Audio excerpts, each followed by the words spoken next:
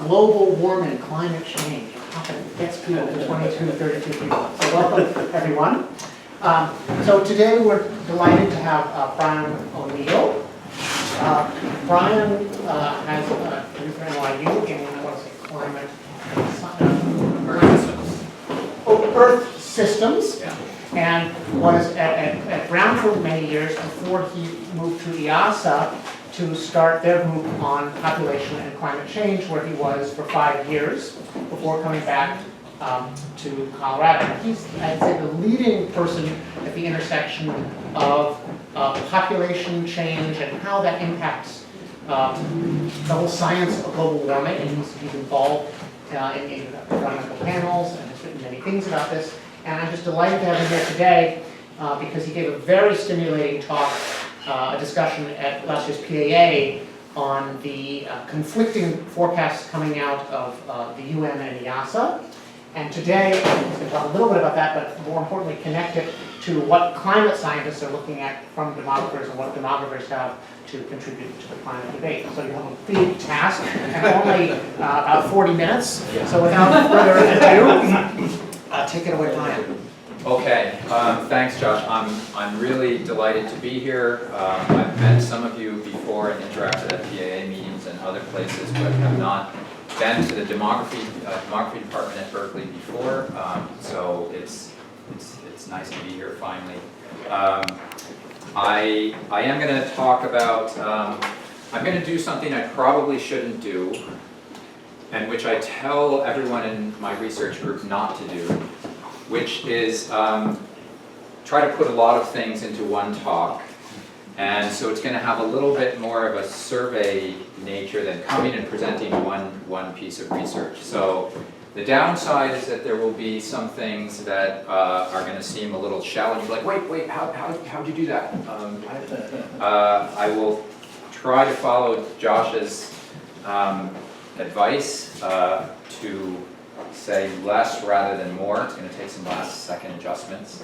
But hopefully the upside is you might get a little bit better idea of a broader spectrum of kinds of topics that are of interest to us, but I think in the larger climate community as well, with the goal of hopefully stimulating some thinking about exactly as Josh put it, what are the potentially interesting questions at the intersection between demography and climate, and if there's anyone here that might be interested to take them up, that would be great. Okay, so climate change.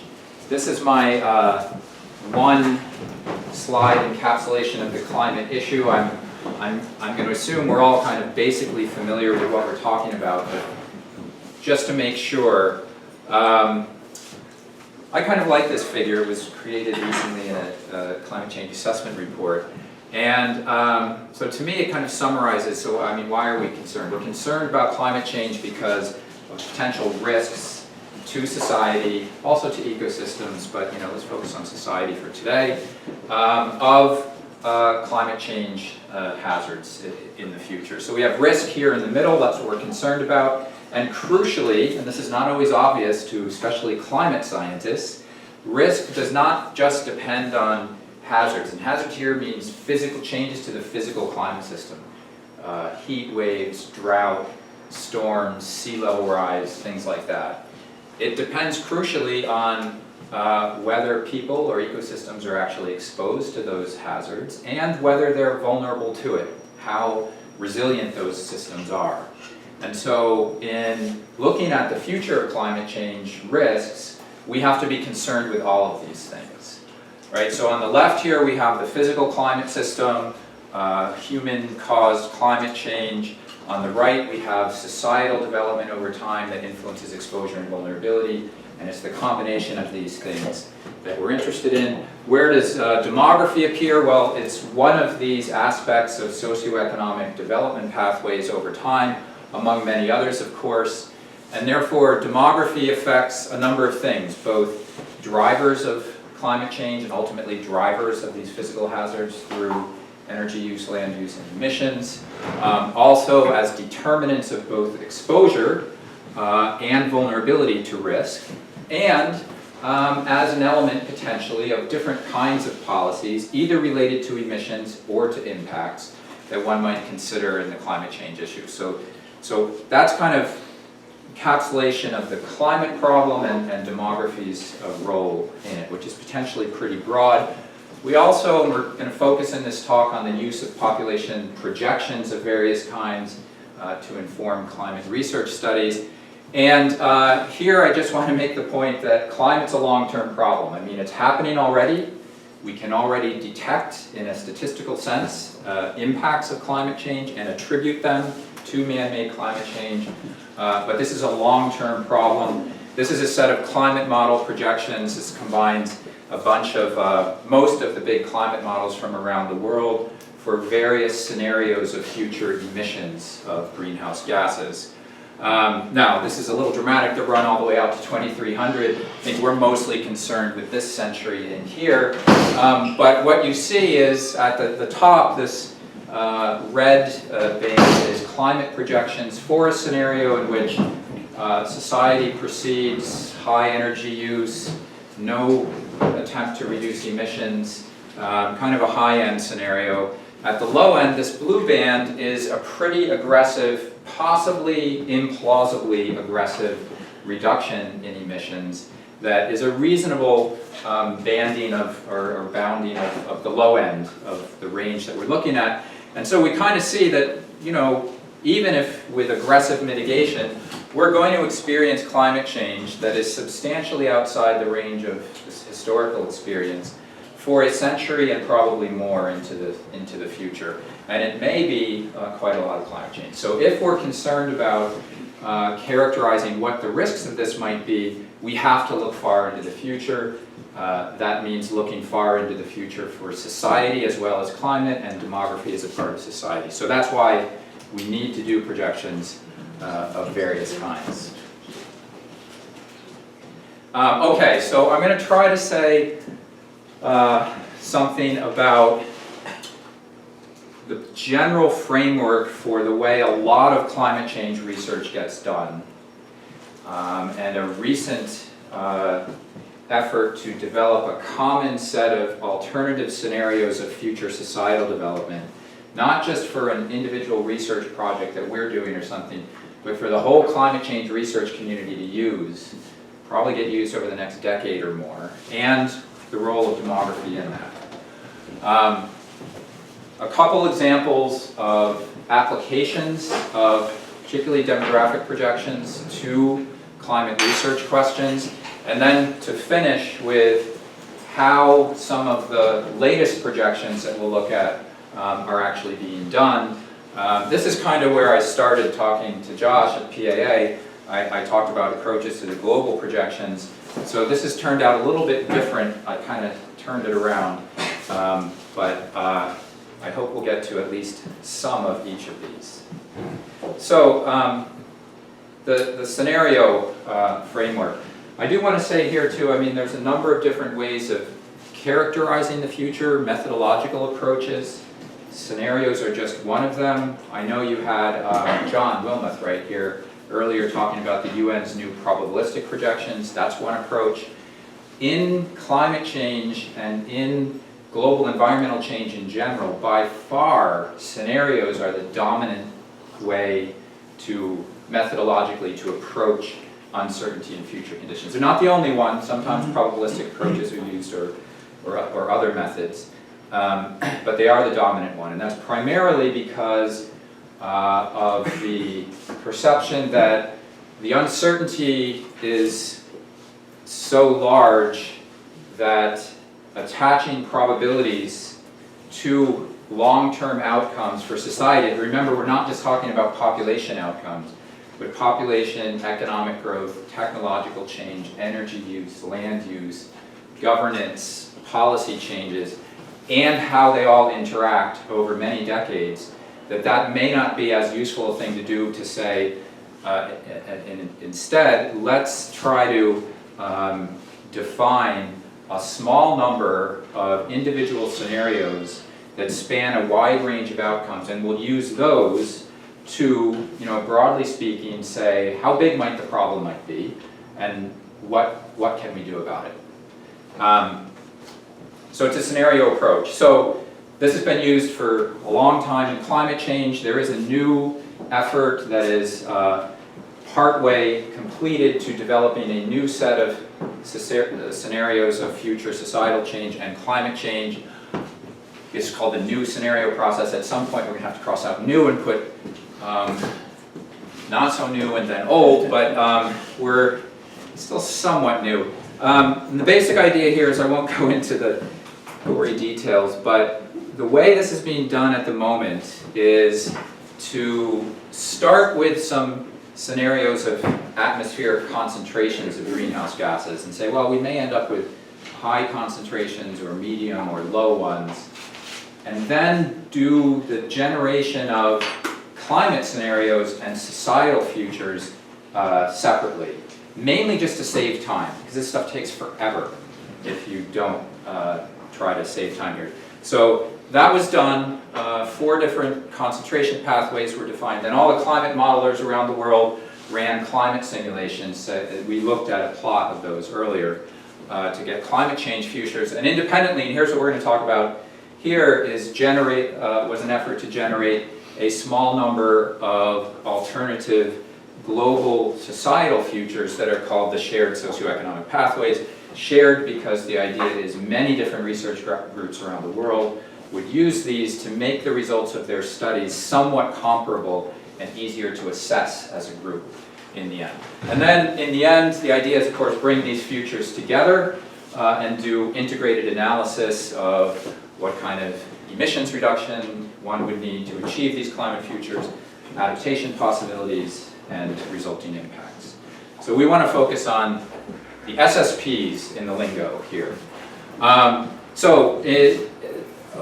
The goal is to develop a small number. Of course, there's an awfully large number of future global socioeconomic development pathways over the next century that one could imagine. So how do you pick a small number? The idea here was that the purpose of doing this whole exercise, scenario research framework, was to get a sense of, for any given climate change outcome, how difficult or easy might it be to actually achieve that outcome, to reduce emissions enough to achieve that climate outcome, and how difficult or easy might it be to cope with it, to adapt to it. So in order to get a range of results along those 2 dimensions, we decided this is the uncertainty space we're aiming for in these societal development pathways. We want pathways that, based on what we know now, would be hypotheses about futures in which it would be, say, difficult, have high challenges to adapt, or low ones, high challenges to reduce emissions, that's what mitigation means, or low ones. So we want to fill up that space.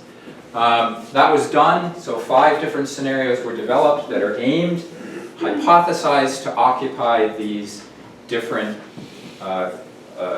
subspaces here in our challenges to adaptation and mitigation. So there's 5 alternative scenarios, and assumptions were made about different societal elements, including demography, but demography is only one element among many, about stories of future development that would actually result in societies in which it would be harder or easier to adapt or mitigate. And these are the names that were given to them, and we'll look at a little bit of examples. So what are these?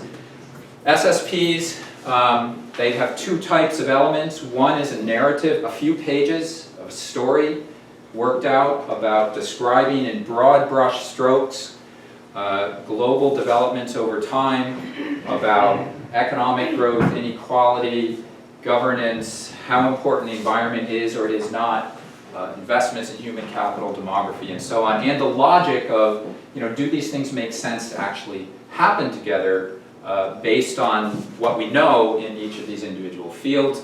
Some of these elements were then quantified, so they're not just qualitative stories about demographic development, for example, but actually projections for them, global, country-specific projections for population, education composition, urbanization, and GDP.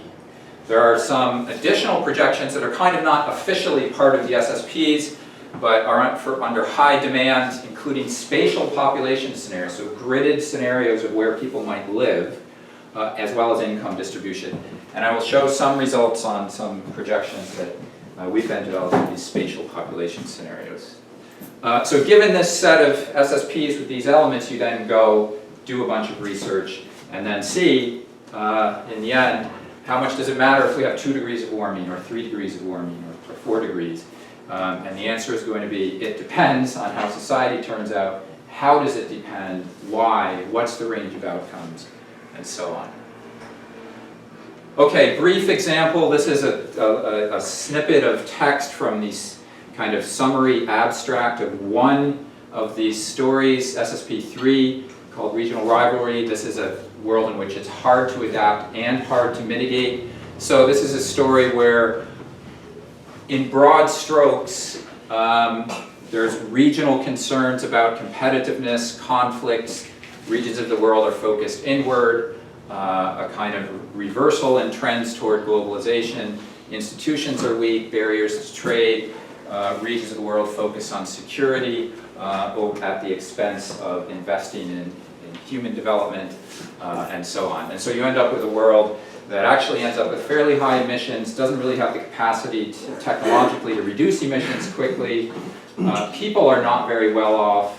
Their education trends are pessimistic. Income growth is slow. And so and institutions are weak, and therefore it's a tough world to adapt to climate change in as well. So, as I said, there's a few pages of this. There's specific qualitative descriptions of how demography might turn out, again, in broad strokes. So, you know, with low education, slow economic development, we have stalled fertility declines in currently high fertility countries, high mortality, and so on. Some assumptions about migration and trade. These then were used as the basis in each of the SSPs, there's different stories, to quantify these outcomes. So projections were produced for population, again, national projections for all countries. This is the global result. EASA produced these 5 different SSPs. You see the range there. We produced urbanization projections. This is national level, just percent urban, for all countries. This is a kind of summary of those projections there. 3 different groups produced GDP projections using different types of growth models for the different SSPs. And as I mentioned, there has been a sort of unofficial, after-the-fact effort at NCAR, along with a former postdoc of ours who's now at CUNY, to produce global spatial projections based on these aggregate projections that allocate people spatially. So that's where the scenario stuff stands. This work has been published, and we're now actually already starting the integration phase of using these scenarios, combining them with climate outcomes, and say, okay, so what happens? How big are the impacts in these situations? So I do think, you know, already we can say on the demography side, what kind of implications from a process like this are there is that, you know, we need people and institutions willing to engage in order to produce these quantitative projections of various types of outcomes. I think there's important questions that we'll come back to on the uncertainty. There are uncertainty ranges in here, but are they the right ones? Are they wide enough? Are they too wide? Very important, I think, is understanding the relation between demographic variables and other aspects of society. Too many times projections, population projections come, here it is. Here's a high scenario, here's a low scenario. That's not that useful unless we know, well, what is going on in the world that would produce this high scenario. Then you can't connect that demographic future to this whole other scenario, all of these other elements of the scenario that are necessary to carry out the work. Okay. A couple examples of applications. Let me show you, I'm going to use a couple of old, ideally what I would show you here is now some applications based on these SSPs and how they turn out. A couple will be like that, but I'm going to start with some older ones because there hasn't actually been that much work done yet with the SSPs. They're pretty new. But what kind of things demographically related questions would you want to investigate? So of course, probably, you know, often a first thing that comes to mind is what's the relation between population and emissions? And there has been work done like that in the past. Some of you have seen this before. It's a bit dated now, but still I think the one piece of work I know about that actually focused explicitly on this question, which is if population grows faster or slower, what would the implications for emissions and climate change be? When you try to do as good of a job as you can of accounting for interactions between population and the economy, the effect of other demographic changes beyond size, such as aging and urbanization that would be occurring at the same time, and so forth. So we did this analysis a few years ago, right? This is prior to the SSPs, so we used the UN population scenarios. We used this. I'm not going to describe the model that we use, but we at NCAR develop and run a so-called integrated assessment model. Those are the class of models like this that are nationally or regionally resolved global models of economies with a focus on energy systems and land use, the things most important to climate outcomes. Population is one input to those models. So we use these three different scenarios. Those are the regional differences. That doesn't matter that much. To say, kind of all else equal, sort of, how much difference would those different population outcomes make to global carbon emissions? And this is what we got. So this is kind of a middle-of-the-road development pathway. Incomes aren't rising too fast or too slow. Energy use is mainly fossil-based, doesn't really transition to anything radically new, and so on. You end up with population or emission scenarios that look like this. And the conclusion was, well, in the long term, certainly, by the end of the century, population differences clearly make a big difference to emissions outcomes, all else equal. This accounts for, say, that faster population growth rates might reduce economic growth and so on, and those things matter to the outcomes but don't change the too much the direction and scale and size of the scale effect. In the shorter term, it's a little bit in between. Yeah, it makes a difference. Is it big? That's in the eye of the beholder. Those are differences in emissions by region. And so still, if you say, well, we're somewhere here now, 7 or 8 billion tons to 10 or 12, and 1 or 2 of them are due to population differences, then that's substantial, I think. Not decisive, but it matters. You can also look at what difference do things beyond size make, like changes in age structure or urbanization or education. And in our model, like this would happen in other models, if they focused on this question, these factors can affect a number of things that would affect emissions in the end. Different age structures or education composition or urbanization levels affect labor productivity and therefore economic growth, would affect consumption behavior since different types of households tend to consume different types of goods, which may be more or less energy and carbon intensive to produce and therefore affect emissions. These things may also interact with the population itself, fertility, and may affect innovation capacity, technological change over time. Now we didn't, for education, our analysis of education, we actually did consider the effect on fertility. For aging and urbanization, we did not, and in no case did we actually try to quantify an effect on innovation capacity. But just looking at these channels, do these add up to much? Do they matter? And we found out globally, they do. Again, they're not really decisive. If you said, what's going to determine the climate outcome, you wouldn't say first thing, urbanization and aging. But you might say second thing, these are important.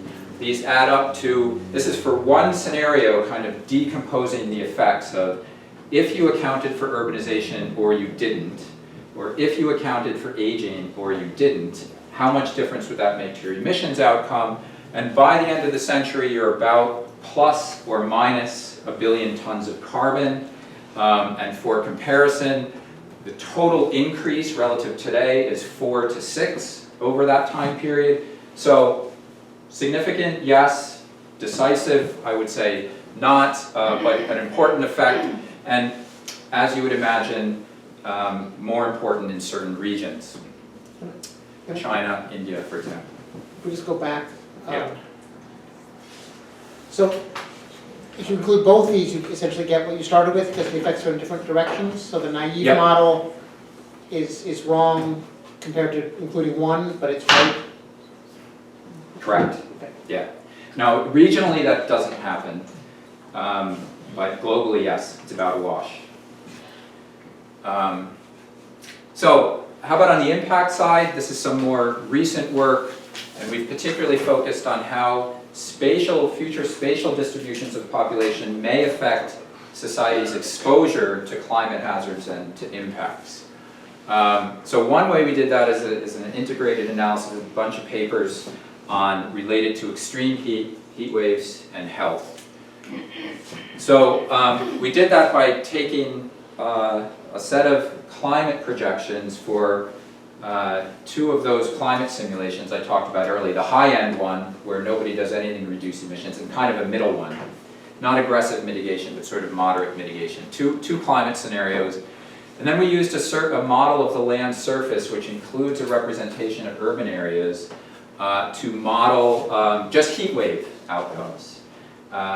Then this model accounts for the fact that urban areas, due to what's called the urban heat island effect, heat more than surrounding rural areas because of concrete absorbs more heat, reflectivity is different, and so on.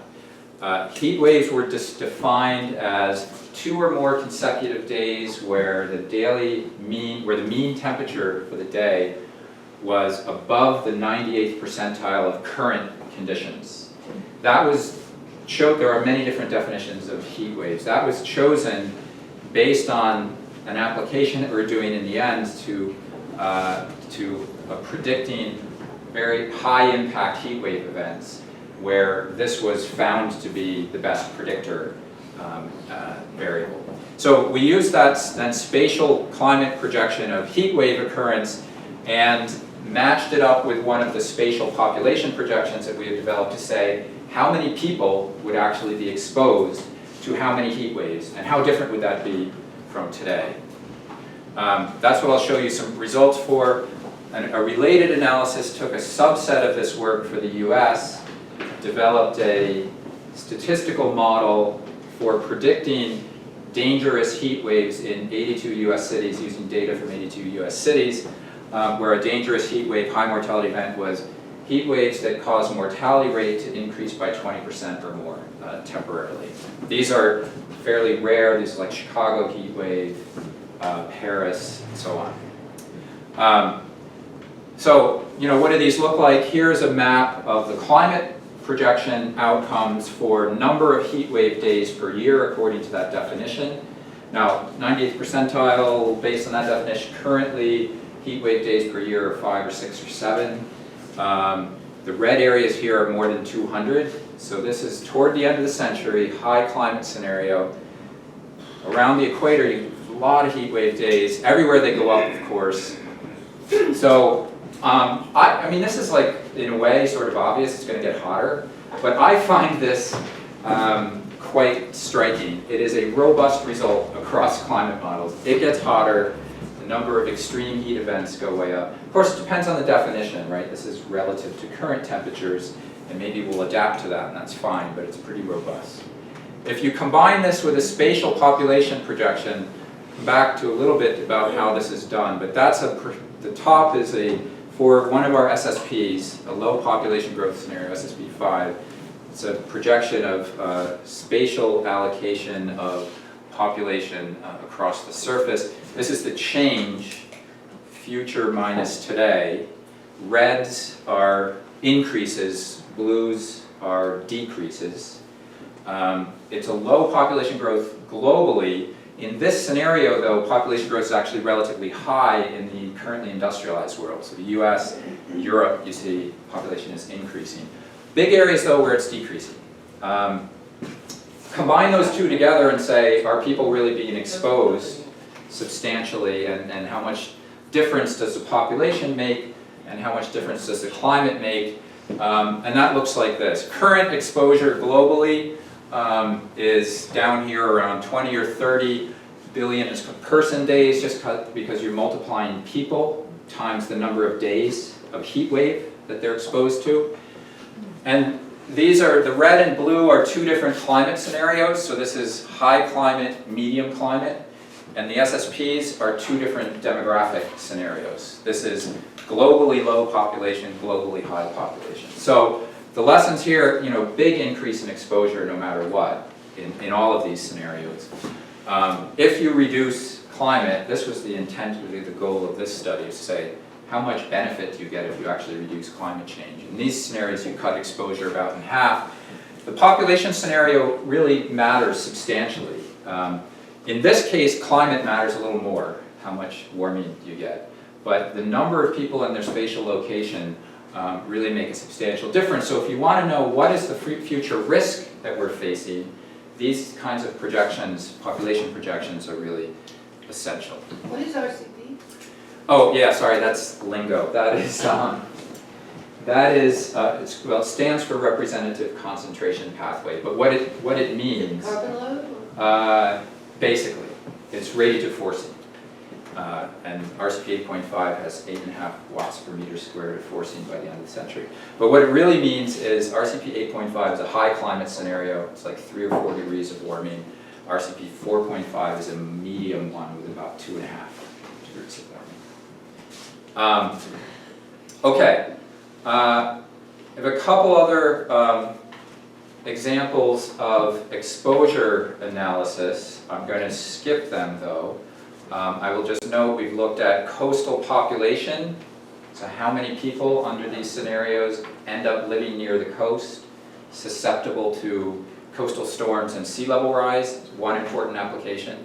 Another one, how many people live in areas that at least climatically would support vectors, like mosquito vector for vector-borne disease, and how much does future climate influence that versus future spatial distribution of population for how many people would be exposed. So things like that. So on the application side, we've got, demography is certainly an important driver and determinant of exposure. Certainly this has been all exposure work. A lot more work to do in this. There may be really, I think, a takeaway here is going beyond exposure now to look at vulnerability. Exposure just is not an impact outcome. It means you've experienced a heat wave, but so what? Do you get sick? Do you die? Is your productivity lower? That's what we're really interested in. So I think an important direction here is being able to project not just counts of people, but also characteristics of these people that matter to vulnerability. Income distribution, education composition, age structure. I can't tell you how many questions I get on, well, do you have these spatial population projections with age structure in them? Because it's like a first order effect for health consequences of heat waves is how old people are. And like, no, and that's pretty hard to do. And so, but I think a good research problem. Okay, so let me end with just giving you a little bit of a sense of how these projections were done. I'm guessing you're more familiar with the global population projections, so I'll leave that to last and not say too much about it. I'll start with the spatial ones. And so at least you get just the general idea of what we're doing here. And I think really how much farther there is to go. So the way this works in broad sketch is that in this spatial model, we are taking as a given aggregate projections for each country of the total population and of the percent urban. So that we're taking as known already, these projections over time. They're already available. The task of this model is to spatially allocate those people.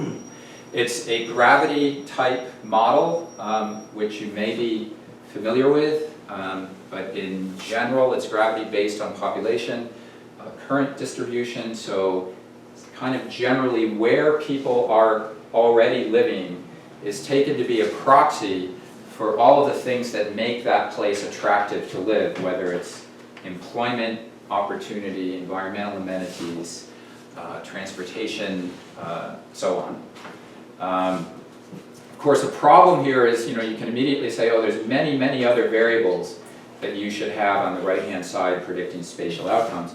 That is true, but remember, we've got to run this 100 years into the future. And so any right-hand variable you put in this model, you also have to project that spatially. So this was a first cut at it. We're estimating parameters for the model, the gravity model, based on historical data. In the US, we've been able to use census data back to 1950 we've used so far. The gridded population of the world data set developed at CSUN at Columbia has a couple points in time now, and for our global projections we've used those. So we estimate parameters, and then we don't automatically just use the parameter estimated for a country like Brazil to project Brazil. We say, okay, wait a minute, in these SSPs we're supposed to have different types of futures, maybe urban sprawl or urban concentration or so on, that may not be consistent with the history of this particular place. So we look around the world and say, well, here's a place that has experienced concentration. Therefore, we will take parameters that will produce concentration, but are grounded at least in some historical experience, and apply those elsewhere to generate concentrated patterns of development, as an example. All right, we won't think about this carefully, but just to get a sense of what factors go into it, right? So it's fairly straightforward in general concept that you have a current distribution of people spatially gridded. And then you're going to allocate new people somewhere on this map if your population is growing. And these are the factors that matter. This is just a technical thing near the borders. These models can get weird, so this makes sure nothing weird happens near the borders. There's a spatial mask for, is this water, is it ice or rock, is it protected land, things that you may want to exclude from development. Then the heart of it here is that you are, for each grid cell, calculating a measure of attractiveness, or population potential it's called, that is based on the population in that cell and surrounding cells, where surrounding cells are weighted, sort of discounted, the farther away you are. So you have a parameter that's how much does existing population actually matter, and another parameter, beta, that's how much does distance matter. Does it matter that I'm near a city or not? These are the things that were estimated in this model. I think. Could you just give an example? So the naive way to do this would be you take the fraction of people in every cell in the country, Yeah. and then you just allocate the people at the same fraction. What's conceptually wrong with that? It assumes the empty places are going to continue to be empty and the full places are going to continue to be full. This must in some way do the same thing. It varies from that to a degree. So you don't, the very first version of this kind of thing done like in 2003 or something was done exactly that way. And you get a couple problems. One is that you get unrealistic outcomes where you get population densities that just go through the roof. Now you can always put a cap on it and then do some, where do I redistribute these people or whatever, you can do that. You also don't know, well, is that actually how things have gone historically? And to first order, right, people have lived closer to New York or Dallas or Paris and not suddenly settled in the middle of empty space.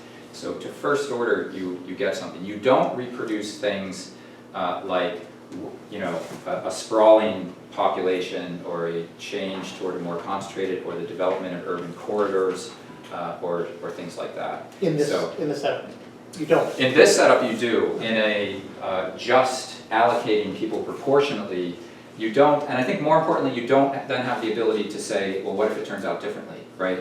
Because a big part of the idea here is, does it matter where people are? Does it matter if urban development is more concentrated or less concentrated? So we need a way to generate just some plausible alternative scenarios. In a way, the bar is reasonably low here at this point, right? And so we want to avoid doing anything that turns out kind of crazy. We want to ground it to some extent in historical experience, but also have the possibility of generating futures that don't look like historical experience. But I would agree, that's the test, right, to begin with, is does this turn out different than a naive model? So here's just to compare it. You've seen this already. Anyway, you get the idea. These are just some more outcomes. They differ widely. This is percent urban population in France. This is current, gridded, not total numbers of people, but how many of them in each grid cell are urban versus rural. And in the highest urbanization scenario in SSP5, it changes like this over time. And so you see France really gets pretty urban by the end of the century in that kind of scenario. Okay, so maybe I will skip the urbanization method, which is for percent urban, and can always come back to that. And just end with the total population one. This is what I talked about at PAA. And so for global projections, we have these 5 projections here, which I showed you before. These were developed by IASA, and these were developed based on those SSP narratives and storylines, narratives and sort of qualitative assumptions about demographic trends that would fit with each of the SSPs. Now, so the method there was kind of a mixture of expert opinion. There is a statistical time series model that plays a role in these projections as well, but it's kind of a mixed statistical expert opinion based set of scenarios. Now, the problem, which I focused on at PAA is, so these are done, right? And we're starting to use them. And these are supposed to be used for the next 10 to 15 years. I mean, they can be updated and so on, but this is the basic set to inform climate change research for the next 10 or 15 years.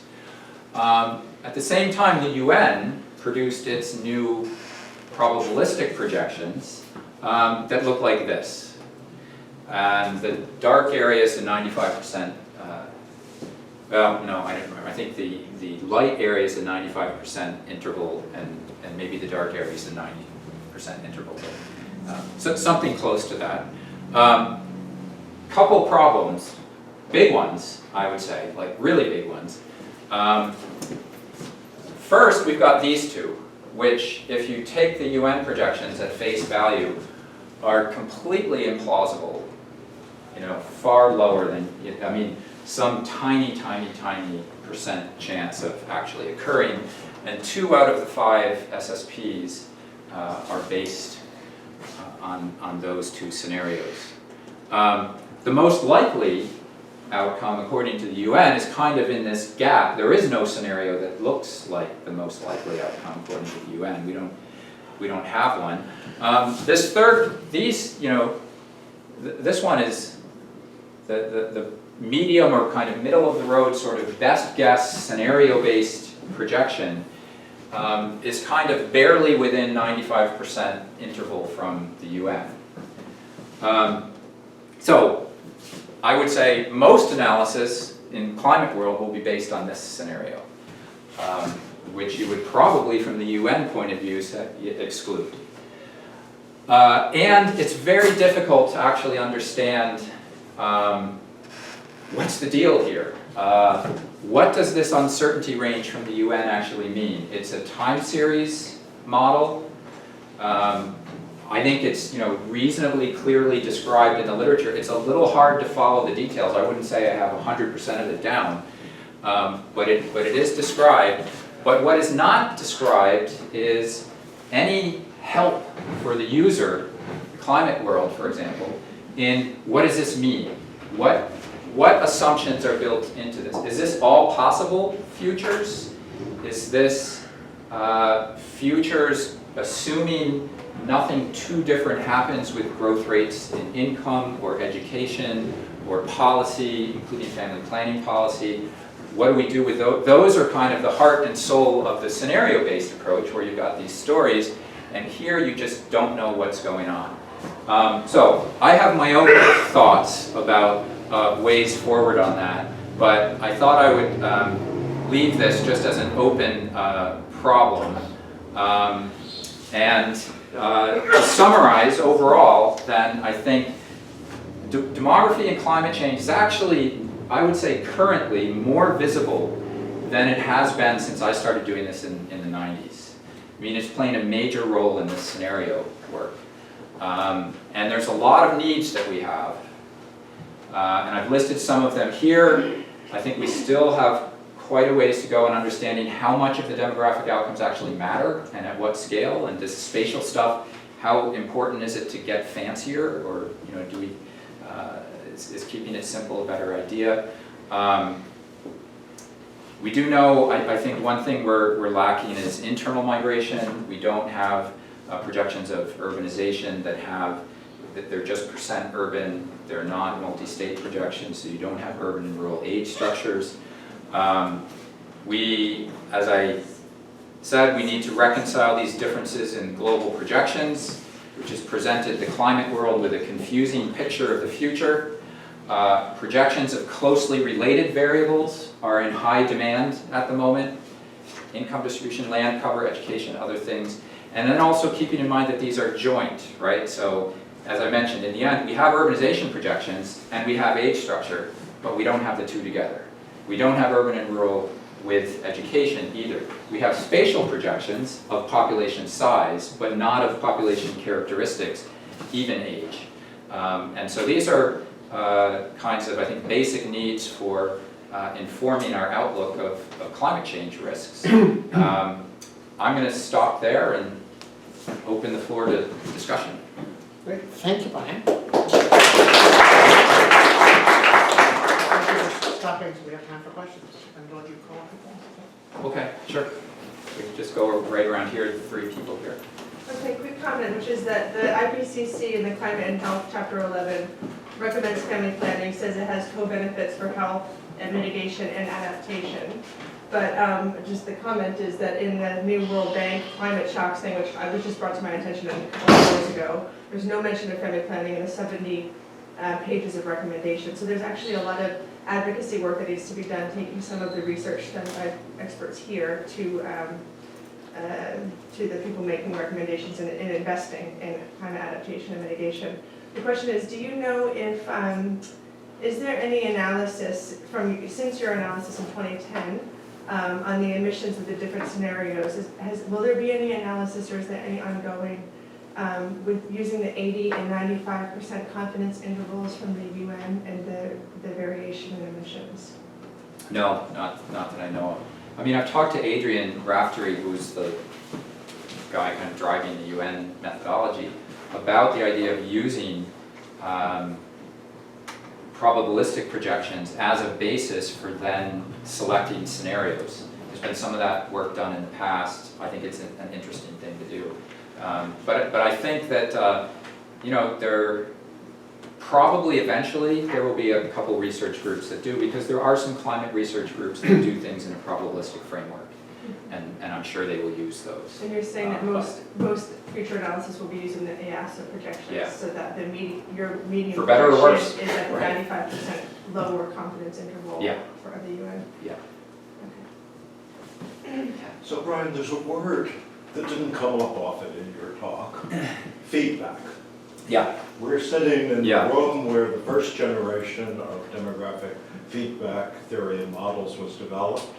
You used to sit in the castle where the second generation of dynamic models for population, environment, and economy was developed with Lawrence Anderson's Wonderland and others. Is there a third generation of dynamic feedback models, and why doesn't it feature in the overall climate change modeling effort? That's a great question, and there's two answers to that. One is that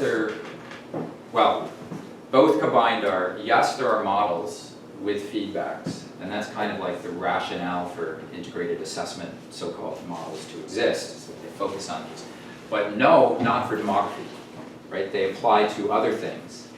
But feedbacks onto demography, explicit in the modeling, have not been included yet.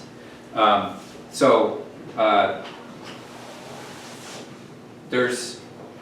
do think that this will occur. For example, we're trying to get some funding right now to do work on adding a response to climate in the spatial population model, right? Say, well, just for the US, if the number of heat waves in the Southwest go up as much as projected, are people going to keep moving there?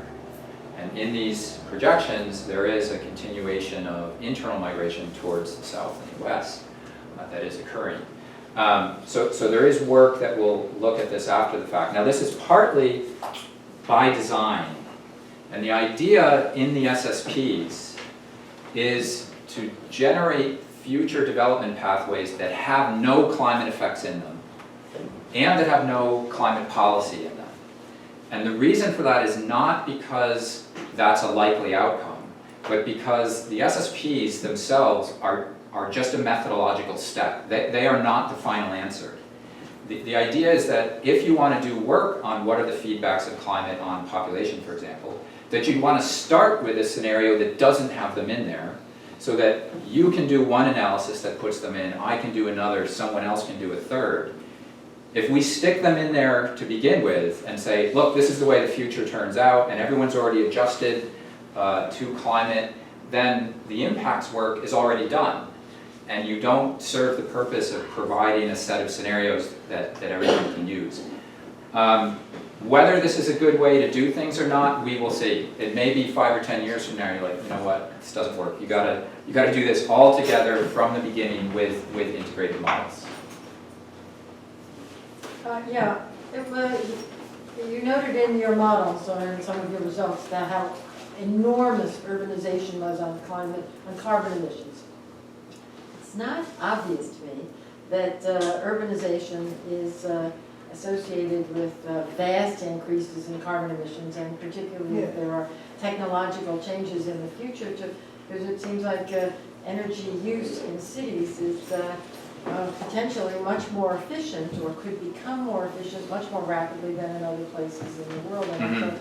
So could you explain this to me? Yeah, no, that's another good point. The main effect here is a labor productivity and growth, income growth effect. So the economic models are working at the aggregate national or larger level. And so the assumption of that along with urbanization would come higher labor productivity, more economic growth. Everyone's income and production would rise, and that's the main effect. So you still have the potential for the effect you're talking about of efficiency being actually better in urban areas, I mean, particularly in the industrialized world, at the same time. So it's urbanization, but it's urbanization broadly defined, urbanization and associated changes in society. So we have 2 questions back here, and then Ron. To talk again about the feedback mechanism about migration, there are 2 questions. One is whether or not you're considering the sea level rise in the climate scenarios into the geographic distribution of population. And second is, obviously it's very hard to collect evidence of response, migration as a response to extreme climate events when they're relatively rare right now. But is there any progress you're aware of in research in that area that can be used to make assumptions about how much migration you might expect to see in reaction to? I mean, I've heard things like there's places that are populous, across the Middle East, for example, that will, be reaching a point at which, sweat will no longer evaporate, and other kinds of things where it will just become impossible, biologically impossible to inhabit. I'm just wondering if there's progress being made in that research. So there's a lot of work on, a lot. There's some work on climate and migration, international migration. It's been, I think, a little bit of a mixed bag.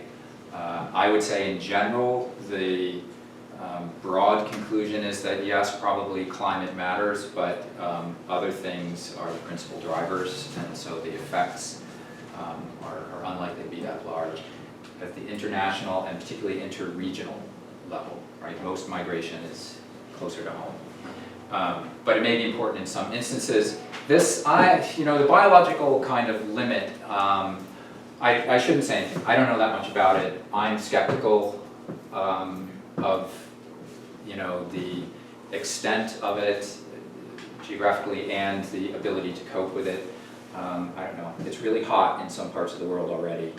Lots of people live there. And so I will just communicate my general skepticism without any rationale for why I feel No, that sure, way. maybe you were saying there before they mentioned air conditioning, because they said, oh, well, no one's gonna be able to live there, so. Yeah, I can understand, I know it's gonna have technological change. What about the sea level rise? Sea level rise, there is work in individual sort of case study basis, not in larger scale projections. And we've thought about it, and as far as we've gotten, as I kind of flashed by, is just looking at this sort of potential for how big of a deal is this, how many people might we end up with on the coast. I don't think these spatial projections are actually good enough yet to judge that, because we didn't pay any attention to coastal settlement per se, other than the basic gravity structure, which says if people live there already, then they're going to like to live there. And I'm not really sure that's sufficient. I'm not sure the resolution is sufficient for elevation and distance from the coast in order to draw a strong exposure conclusion. So I think there's more work to do. There has been, like New York City did a study of impacts where they looked at this. There have been studies in Florida, but not at the larger scale that I'm aware of. I was wondering if we could get you to talk just a little bit more about the differences between the UN and IASA. Just because my understanding of the UN projections are that they are, at least implicitly, a scenario in which sort of fertility decline looks like historical fertility decline based on some sort of regional estimation.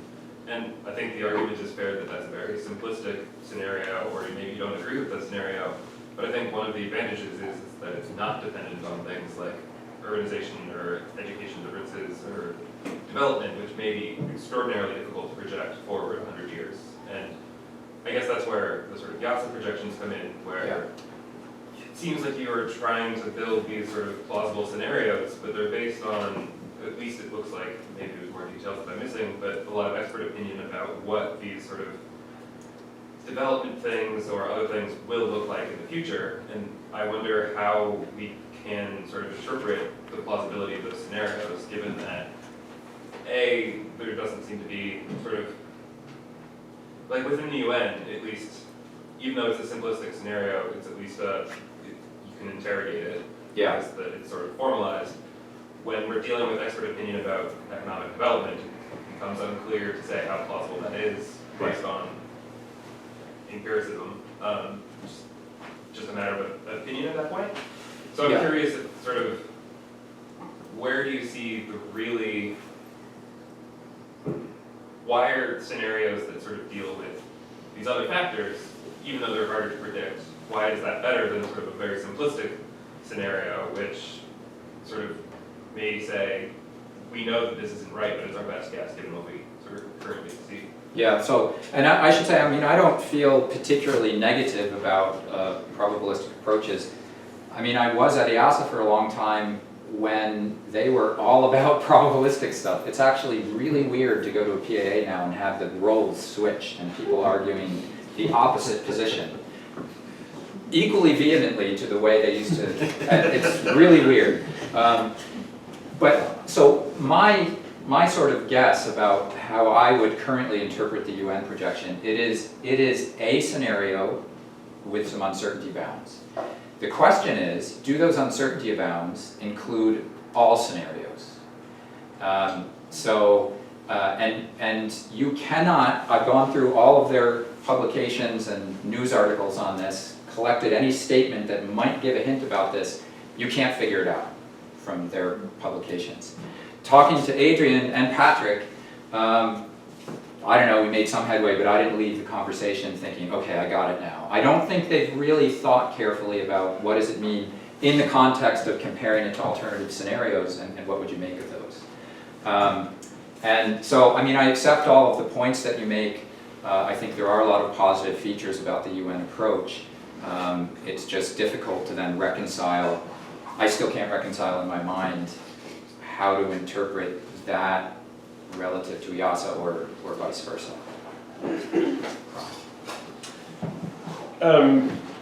So as I think you said at some point early on, one of the uses of doing these projections, not just the demography, but the whole thing, is to be able to identify, let's say, key policy levers or points where you might intervene.